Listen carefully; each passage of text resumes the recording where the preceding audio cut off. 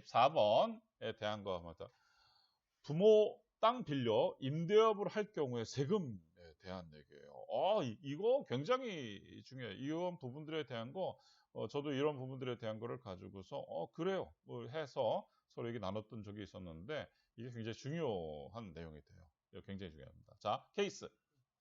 아버지의 명의로 된 땅이 있는데, 여기에 상가를 지어 임대업을 하려고 합니다. 오케이? 상가 신축과 관련해서는 제가 자금을 모두 마련하고 제 명의로 등기할 예정입니다. 그러니까 결국은 이제 그 자녀가 하는 거죠. 이때 제가 아버지 땅을 무상으로 사용해 임대업을 하는 것이므로 증여세가 부과될 수 있는지 궁금합니다. 만약 아버지와 함께 임대업을 하더라도 무상으로 사용하는 것으로 봐 증여세가 과세되는지 궁금합니다. 하는 거죠. 오케이? 그러니까 이러한 사례들이 실질적으로 다 상당히 많이 있어요. 오케이? 그래서 여러분들께서 이런 부분들에 대한 거를 가지고 체크해 보시면 될 것 같아요. 오케이? 자, 여기 78페이지에 이 78페이지 책이 없으신 분들은 지금 현재에 대한 거를 잘 귀 기울여서 운전하시면서든지 아니면 어디 앉아서 저할 때라도 잘 그냥 들어와 보세요. 제가 또박또박 읽어 드릴 테니까. 그래서 들어오시면 괜찮은 문제가 없어요. 자, 원칙적으로 부모 등 특수 관계자의 부동산을 무상으로 사용하는 경우 78페이지 첫 번째 블럭이에요. 그 무상 사용 이익에 대해 증여세가 과세가 된다는 거. 오케이? 그러니까 여하튼간에 특수 관계자의 부동산을 무상으로다가 사용하는 경우에 어떻게 된다? 증여세가 과세가 된다. 오케이? 이런 부분들에 대한 거. 오케이? 구체적으로 무상 사용 개시일을 증여 시기로 보아 장래 5년 간의 무상 사용 이익을 환산하는데 그 금액이 1억 원이면 부과된다고 하는 거야. 오케이? 그러니까 여러분들께서는 이런 부분들이에요. 그런데 이거를 가지고 79페이지의 첫 번째 블록으로 가면 뭐라고 나오면 시행 규칙이 정하는 요율 현재 2%를 곱한 금액을 연간 부동산 사용료라고 보고 5년간 사용료를 같은 법 시행 규칙이 정하는 할인율 현재 가로 읽고 현재 10%, 연 10%를 적용해 현재 가치로 환산해 산정합니다라고 하는 거죠. 오케이? 그러니까 이런 내용들을 여러분들이 알아야 되는 거야. 과세 관청에서는 이러한 부분들에 대한 거를 가지고서 연간 1억 부분들에 대한 거 5년간 사용료가 1억 원 이상 부분들에 대한 거가 된다. 그러면 현재 요율 부분들 2%에 대한 거. 오케이. 그리고 그걸 10%로다가 현재 가치로 환산한다. 오케이. 이런 부분들에 대한 거. 이거를 가지고 계산하게 되게 되면 11억에서 13억 정도, 11억에서 13억 정도 부분들에 대한 건 나오더라고요. 오케이. 그래서 여러분들께서 요 금액이 그럼 얼마 정도가 되는지 이런 거를 가지고서 이제 하면 되는 거예요. 오케이. 자, 그러면 거기에 79페이지 한편 토지 소유자인 아버지가 사업자인 경우에는 아들에게 무상으로 부동산을 임대해 줌으로써 본인의 소득세를 부당하게 감소시킨 거잖아. 오케이? 그래서 아버지에게는 뭐야? 소득세법의 부당하게 계산 규정에 따라 소득세가 부과가 되는 거죠. 왜? 아들한테 넘겼으니까. 그죠? 즉, 토지 소유자에 대해서는 부당행위 계산을 통해 소득세가 과세되고 토지 무상으로 사용된 자녀에 대해서는 뭐야 한다? 증여세가 부과가 되는 거예요. 여러분들 이거를 처음 접하시는 분들도 계시고 이거에 대한 사례가 자기인 사례가 있어요. 여러분들 자기인 사례에 계신 우리 대표님의 자산가 분들은 이거를 한번 봐보세요. 특수 관계자인 토지나 건물 소유자들이 공동으로 부동산 임대업 등의 사업을 운영하는 경우라면, 오케이? 제 방송을 지금 현재 듣고 계신 자산가 분들은 이런 거에 대한 고민들을 많이 하시게 될 거예요. 오케이? 그럼 같이 부동산에 대한 임대업을 할까? 이렇게 한 거야.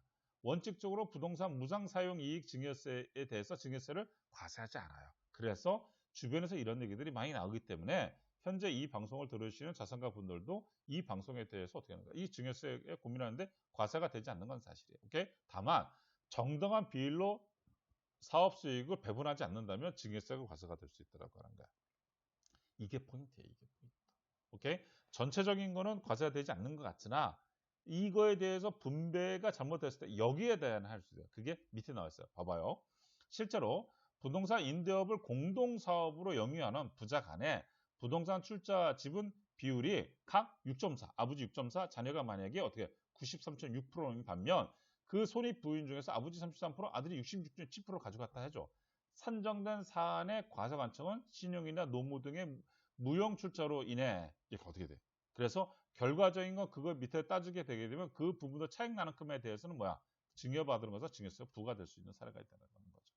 오케이? 그래서 여러분들께서 이런 부분들에 대한 거를 가지고서 잘 보시게 되게 되면 이거 뭐 너무나 좋은 내용들이 많이 있어요. 오케이? 그래서 여러분들 보시면 Q25 부분들에 대한 시세 오른 아파트, 배우자 증여 시 공제액 부분들에 대한 얘기예요. 이게 굉장히 많이 나온 얘기죠. 자, 케이스.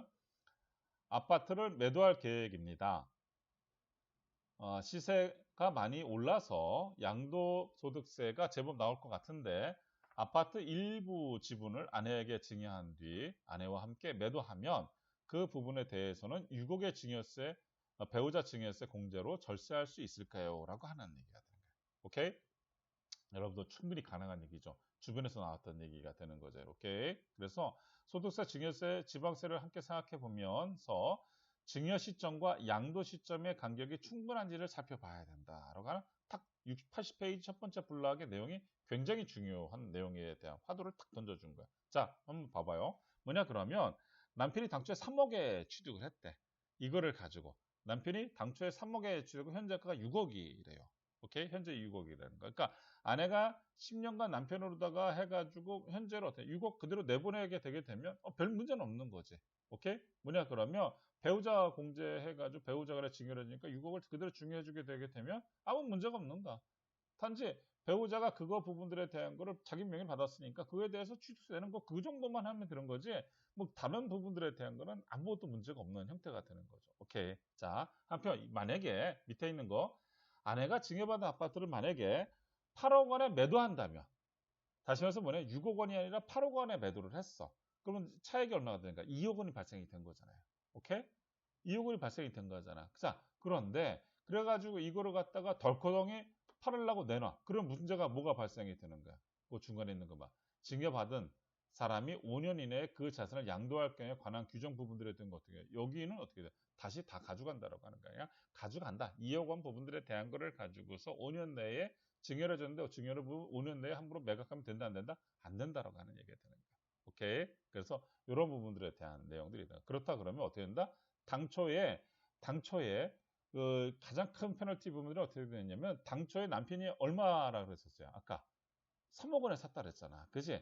그 3억 원 부분들에 대한 거를 해주고 하는 거야. 자, 여러분들께서 이게 무슨 말인지 부분들에 대한 거를 궁금해 하시는 분들이 계셔서 그거를 좀 정리를 해보게 되면 이런 거예요. 남편이 본래 그거를 얼마에 샀다는가? 3억 원에 샀다는 거잖아요. 그렇죠? 오케이? 그래서 배우자한테 그거를 줬는데 배우자가 그 부분에 대해서 6억 원을 내서 왜냐면 여기에서 3억 원에 샀는데 현재 시가는 얼마가 되는가? 6억 원이잖아요. 그렇죠? 그러니까 배우자 간에 이거에 대해 가지고 증여를 해주게 되면 배우자 공제 부분들 받아서 6억? 그러니까 차익이 없으니까 오케이. 단지 배우자가 취득했으니까 취득세 부분 납부하면 끝인데 여기에 문제가 뭐냐 그러면 지금 내용들은 뭐냐면 이거를 8억에 만약에 내놓는다고 했을 적에 양도를 한다고 했을 적에 이 차액을 봤을 때 2억밖에 안 되는 거니까 별 문제가 없을 거라고 생각을 하지만 5년 내라고 하는 부분들에 대한 소득세법에 나와 있는 내용이에요. 그래서 소득세법에 나와 있는 부분들에 대한 내용을 했을 적에는 이 부분들에도 팔았을 때 어떻게 된다? 이거를 여기에 6억이 아니라 이 배우자가 남편으로부터 받았던 이 6억에 대한 것이 아니라 어떻게 된다? 이 남편이 받았던 3억 원으로 가는 거야. 그러니까 결과적으로 여기 하니까 이 차액은 얼마가? 5억이 되는 거야. 3억에서 8억. 그러니까 이 5억에 대해 가지고 결과적인 건 과세한다라고 하는 거지. 그러니까 이런 부분들에 대한 것들은 여러분들께서 잘 알아가시고 지금 현재 Q25에서 여러분들한테 내용 부분들에 대해 말씀드리는 내용들은 바로 이러한 내용이다라고 하는 내용이에요. 오케이? 여러분들께서 그래서 중간에 보게 되게 되면 다만 소득세법 증여세와 양도세 이중으로 과세되지 않도록 하기 위해 당초 증여와 관련된 납부된 증여세 같은 이를 양도소득세 산정 시 필요한 경우로 공제하도록 하고 있습니다. 오케이? 그래서 아울러 등기부등본에 기재된 소유 기간을 기준으로 합니다. 오케이? 그래서 이 포인트 부분들에 대한 것은 여러분들께서 이 부분들을 가져가셔야 되니까 이게 중요한 거예요. 이 포인트를 놓치게 되게 되면 아무리 적어도 되니까 여러분들께서 이 방송을 들으시는 우리 자산가리인지 배우자와 이런 부분들에 대한 얘기가 있으시다 그러면 이러한 부분들에 대한 날짜 계산을 잘 짜줘야 되는 첫 번째 화두가 바로 그런 건데 그 날짜는 어디야? 등기부등본에 나와 있는 그 날짜를 기준으로 하는 거예요. 오케이? 그래서 하시고 이거를 가지고 영업하시는 분들께서도 마찬가지로 고객분들 상담할 적에 그런 부분들에 대한 내용들을 놓치지 말고 가시는 게 맞다. 라고 하는 거예요. 오케이? 아셨죠? 그래서 여러분들께서 그런 부분들을 아주 좋은 내용이 많아요.